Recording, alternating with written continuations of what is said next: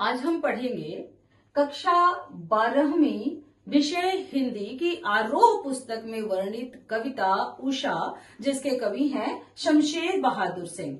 तो हम उषा कविता पढ़ें इससे पहले हम जान लेते हैं थोड़ा सा शमशेर बहादुर सिंह के बारे में कि शमशेर बहादुर सिंह उषा कविता के कवि शमशेर बहादुर सिंह हैं, जो कि एक प्रगतिशील कवि के रूप में जाने जाते हैं। इनकी कविताओं में प्रकृति का अनूठा सौंदर्य, अनूठा चित्रण देखने को मिलता है। इनका जन्म 13 जनवरी 1971 ईस्वी को उत्तराखंड के देहरादून में हुआ था और इनकी मृत्यु 12 मई 1993 ईस्वी में अहमदाबाद में हो गई थी। अब हम कविता की तरफ बढ़ते हैं। तो जब हम कविता की तरफ बढ़ते हैं तो ये दृश्य जैसा कि आप देख रहे हैं, तो इस दृश्य की तरफ अगर देखा जाए तो क्या प्रतीत हो रहा है? ये जो आपका समय है, इस समय को ही भोर कहा जाता है। भोर यानी ये जो वातावरण है, ये भोर है जिसमें रात खत्म नहीं हुई होती है और सुबह अभी हुई नहीं होती है। रात खत्म हो रही होती है, सुबह होने वाली होती है, जिसमें सूर्य पूरी तरह से अपने प्रयास में है और सूर्योदय हो रहा है। तो शमशेर बहादुर सिंह जी ने जो कविता उषा लिखी है, हम उसका रसास्वादन करें। तो कहते हैं कि प्रातः नभ था बहुत नीला, शंख जैसे भोर का नभ, राख से लीपा हुआ चौका अभी गीला पड़ा है। अब राख से लीपा हुआ चौका अभी गीला पड़ा है, तो वो गीला कैसे? राख से लीपा हुआ चौका की हम बात कर रहे हैं, तो ये जो चौका हम देख रहे हैं, ये जो कच्चा चौका जो पहले के समय में घरों में होता था। आजकल तो किचन में आपके चूल्हा हो गया है, गैस चूल्हा है और बहुत सारी चीजें आ गई हैं, लेकिन प्राचीन परंपरा में ये लकड़ी का चूल्हा या कोयले का चूल्हा ही होता था। तो ये जब हम इसको इस्तेमाल करते थे तो सुबह इसको लेप लगाया जाता था और वो लेप लगता था मिट्टी से, और जब मिट्टी का लेप लगाया होता था तो उसकी वजह से वो जगह वहां पर गीलापन होता था। तो वो जो गीलापन है, राख से लिपा हुआ चौका अभी गीला पड़ा है, यानी कवि ये बताना चाह रहे हैं कि सुबह का, भोर का जो वातावरण है वो कैसा था कि प्रातः नभ था बहुत नीला, शंख जैसे, यानी प्रातः काल का जो नभ है वो बिल्कुल नीला दिखाई दे रहा है, और नीला और साथ ही साथ कहा है शंख जैसा। तो शंख चूंकि सफेद है, लेकिन यहाँ पर शंख को क्यों वर्णन किया गया है? तो शंख यहाँ पर पवित्रता का प्रतीक है कि जिस तरह से शंख को पवित्र माना गया है, तो ऐसे ही उस समय का ये जो वातावरण है वो वातावरण भी बिल्कुल पवित्र हो रहा है। और राख से लिपा हुआ चौका, यानी जहां राख से जब लीपने के बाद वो जो नमी होती है, वैसा ही वातावरण में भी नमी पाई जाती है, वातावरण में नमी होती है। इसलिए कहा है कि राख से लिपा हुआ चौका अभी गीला पड़ा है, यानी उस समय का वातावरण ऐसा प्रतीत हो रहा है। अब हम इसके भाव सौंदर्य की तरफ देखें कि इस समय कैसा दिखता है, तो कवि गांव के भोर के सुहावने दृश्य पर मोहित हो जाता है। वो सुबह का भोर का दृश्य कवि देखता है और बहुत प्रसन्न हो जाता है, क्योंकि भोर होते ही रात का अंधेरा दूर हो जाता है और गहरे नीले आकाश के श्वेत बादल सुंदर पवित्र शंख के समान दिखाई देते हैं। यानी वो जो श्वेत बादल दिखाई दे रहे हैं, वो श्वेत बादल हैं, शंख के समान प्रतीत हो रहे हैं, जिसमें ठंडी हवा, अब सुबह का टाइम है, भोर हो रही है, तो भोर के कारण सूरज में अभी वो गर्माहट नहीं आई है, अभी सूरज की किरणें उतनी गर्म नहीं हुई है, इस वजह से जो हवा है उसमें शीतलता है। तो हवा में शीतलता होने के कारण, ठंडी हवा चलने के कारण वातावरण में फैली शीतलता उस तरह प्रतीत होती है मानो, यानी ऐसा प्रतीत हो रहा है जैसे गृहिणी रसोई घर के चौके को लीप पोत कर स्वच्छ एवं पवित्र बना दी हो, तथा वहां की नमी अभी भी बनी हुई है। इसलिए ऐसा वर्णन कवि ने किया है। अब हम इसकी विशेष की बात कर लेते हैं। तो इसमें विशेष क्या है? इस पैराग्राफ में, इस अनुच्छेद में जो विशेष है वो विशेष मुक्त छंद है, सरल एवं सहज शब्दों का प्रयोग किया गया है। नीले आकाश में श्वेत बादलों को पवित्र शंख की उपमा एक सुंदर प्रयोग है, इसमें उपमा अलंकार का प्रयोग किया गया है। शंख जैसे में उपमा अलंकार की छवि स्पष्ट दिखाई दे रही है। नीला आकाश एवं शंख दृश्य बिंब तथा लीपा हुआ चौका स्पर्श बिंब है। हर चौके को लीप करके उसे पवित्र कर दिया जाता है। अब हम अगले पैराग्राफ की तरफ आगे बढ़ते हैं। इससे पहले ये चीजें हम देख लें कि ये है क्या, जिसमें अगले पैराग्राफ में अगले जो अनुच्छेद है उसमें वर्णन है एक सिल का, एक केसर का और एक स्लेट का। तो सिल क्या होता है? सिल एक पत्थर की आकृति होती है, एक चौकोर सा, और उसके ऊपर एक पत्थर का और बड़ा सा टुकड़ा होता है, जो कि पहले के समय में उसे मसाले पीसने के काम में लिया जाता था, जो कि आजकल ग्राइंडर का रूप है। आप ये देख सकते हैं, ये सिल है।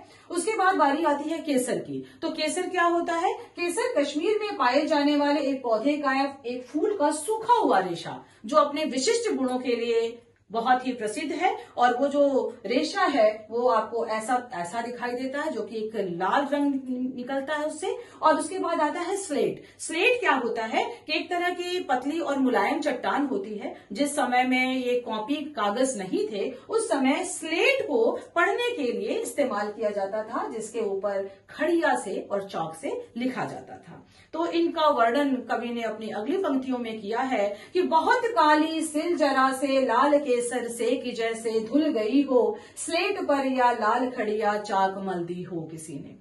स्पष्ट है कि इस सिल की बात कर रहे हैं कि बहुत काली सिल जरा से लाल केसर से कि जैसे धुल गई हो। मानो इस सिल के ऊपर लाल केसर को पहले पीसा गया, उसके बाद उस केसर से उसको धो दिया गया, यानी सिल के ऊपर लाल केसर का रंग अभी भी दिखाई दे रहा है। तो यहाँ पर जो सिल का रंग है, वो सिल का रंग चूंकि गहरा है तो वो नीले आसमान की तरह है, और सूरज अब निकलने लग गया है तो सूरज की जो लालिमा है वो केसर की तरह उसमें प्रतीत हो रही है। अगली पंक्तियों में कभी एक और उपमा देते हैं, एक और उपमा के द्वारा आपको स्पष्ट करते हैं कि स्लेट पर या लाल खड़िया चौक मल दी हो किसी ने। आज हम चौक का इस्तेमाल करते हैं ब्लैक बोर्ड पर, ग्रीन बोर्ड पर लिखने के लिए। वो चौक जो है वो निर्मित की जाती है, बनाई गई है। लेकिन उससे पहले जब ये स्लेट का समय था तो स्लेट पे चौक से लिखा जाता था। वो चौक क्या था? वो खड़िया थी। वो खड़िया लाल रंग की भी होती थी और सफेद रंग की भी होती थी। तो यहाँ पर कवि उसी को, बिंब को स्पष्ट कर रहे हैं कि ऐसा प्रतीत हो रहा है कि मानो स्लेट के ऊपर लाल खड़िया मल दी हो किसी ने, यानी बच्चे ने स्लेट के ऊपर लाल खड़िया से लिखा और उसको मल दिया, जिसकी वजह से आसमान में जो लालिमा प्रतीत हो रही है वो लालिमा ऐसे दिखाई दे रही है। यानी आसमान यहाँ पर गहरा नीला है, रंग बहुत ही उसका गहरा है, स्लेट की तरह है। अब हम इसके भाव संदर्भ को देख लेते हैं। तो हल्के अंधेरे में पूरब की ओर से आती हुई जादुई लाली धीरे धीरे नीले आकाश एवं वातावरण की नमी पर अपना प्रभाव जमाने लगती है। यानी जो लालिमा है वो धीरे धीरे आती है। पहले नीला आकाश है, गहरा नीला है, और उसके बाद आकाश ऐसा जान पड़ता है मानो काली सिल पर लाल केसर पीसकर धो दिया गया है। तो वो आसमान सिल की तरह प्रतीत हो रहा है, और जो सूरज है वो यहाँ पर अपना केसर की तरह है, और उसकी लाली अभी भी उतरी नहीं है। धीरे धीरे आकाश में लाली बढ़ती जाती है। आप ये देख सकते हैं कि जब सूरज नीचे से निकलना शुरू करता है तो धीरे धीरे जैसे जैसे सूरज ऊपर की तरफ आता है वैसे वैसे उसकी लालिमा भी बढ़ जाती है। तो जब वो लालिमा बढ़ रही है, लालिमा और बढ़ती है, तब ऐसा लगता है कि काली स्लेट के ऊपर लाल खड़िया चौक मल दी है, ऐसा बिंब स्पष्ट किया गया है। अब हम विशेष देख लेते हैं। तो मुक्त छंद है, सरल सहज एवं भाषा का प्रयोग किया गया है।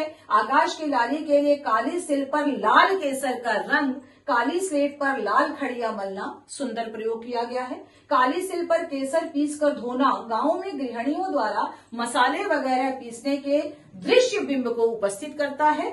और काली सिल पर पीसना, काली स्लेट पर बच्चों का लाल खड़िया से लिखकर मलना गांव के गतिशीलता को चित्रित करता है। यानी अब कितना हम तरक्की कर चुके हैं, कहाँ हमारा विकास हो चुका है। आकाश की लालिमा को काली सिल पर केसर का लाल रंग एवं काली स्लेट को लाल खड़िया से मला हुआ मानना उत्प्रेक्षा अलंकार का प्रयोग किया गया है। आगे हम अगली पंक्ति की तरफ बढ़ते हैं। तो अब जैसे जैसे सूर्योदय हो रहा है, सूरज और ऊपर आ रहा है। जब सूरज और ऊपर आने लगता है, अब प्रकृति में और परिवर्तन आ गया। प्रकृति में परिवर्तन देखिए, कवि का एक रूप की कवि ने किस तरह से उसे देखा कि नील जल में या किसी की गौर झिलमिल देह जैसे हिल रही हो।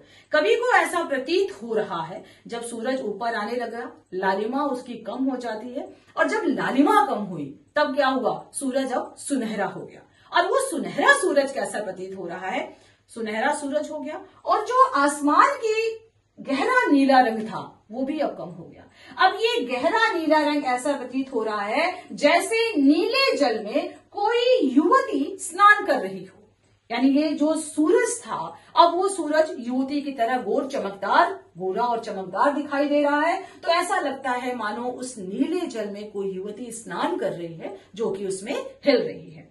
लेकिन आगे क्या होता है कि जैसे जैसे सूरज ऊपर आता, अब सूरज और ऊपर आया, और जब सूरज पूरी तरह से ऊपर आ गया और वो बिल्कुल सुनहरा दिखने लगता है, लालिमा बिल्कुल समाप्त हो जाती है, फिर कवि का भ्रम टूटता है और वे कवि कहते हैं कि और जादू टूटता है इस उषा का, अब सूर्योदय हो रहा है। और जादू टूटता है, करे ये सब तो जादू था, ये ऐसा नहीं, बल्कि वास्तविकता क्या है कि अब सूर्योदय हो रहा है। और ये सब कुछ सूर्योदय की वजह से ही आकाश में ये परिवर्तन हमें दिखाई दे रहे थे। तो कवि ने बहुत ही अच्छे बिंब के द्वारा ये सब कुछ स्पष्ट करने का कोशिश की है।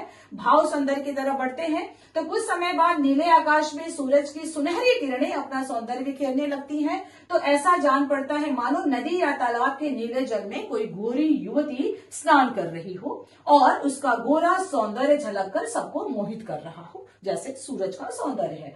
पल पल बदलता हुआ यह प्रातःकालीन सौंदर्य सभी को अपने प्रभाव में ले लेता है। अब सूर्य अपनी पूरी शोभा के साथ धरती पर किरणों को बिखेरने लगता है। अब सूरज की किरणें सब तरफ फैल गई हैं और सब कुछ बिल्कुल साफ और स्पष्ट दिखाई देने लगता है। तो प्रातःकालीन इस मनमोहक जादू का प्रभाव टूट जाता है और एक दिन की शुरुआत हो जाती है और लोग अपने अपने कामों में जुट जाते हैं। इस तरह से वास्तविकता नजर आने लग जाती है। अब इसमें हम विशेष देखें तो मुक्त छंद है, सरल एवं सरस भाषा है, आकाश की लाली के आगमन को जादुई कहना प्रभावकारी है, नीले जल में गोरी का सौंदर्य झलकना एक सुंदर प्रयोग है, जादू टूटना मुहावरा है जिसका अर्थ होता है प्रभाव खत्म होना, नीले जल गौर देह में विशेषण और विशेष्य का संबंध है इसलिए इसमें कर्मधारय समास होगा, और गौर झिलमिल देह जैसे में मानो ऐसा प्रतीत हो रहा है इसलिए इसमें उत्प्रेक्षा अलंकार होगा।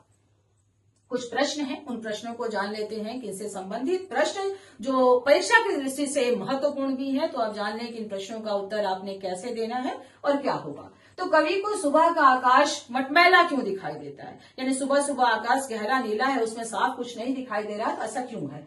तो कवि ने सुबह के आकाश के लिए राख से लिपे हुए चौके का उपमान दिया है जिस कारण गीला चौका मटमैला और साफ होता है।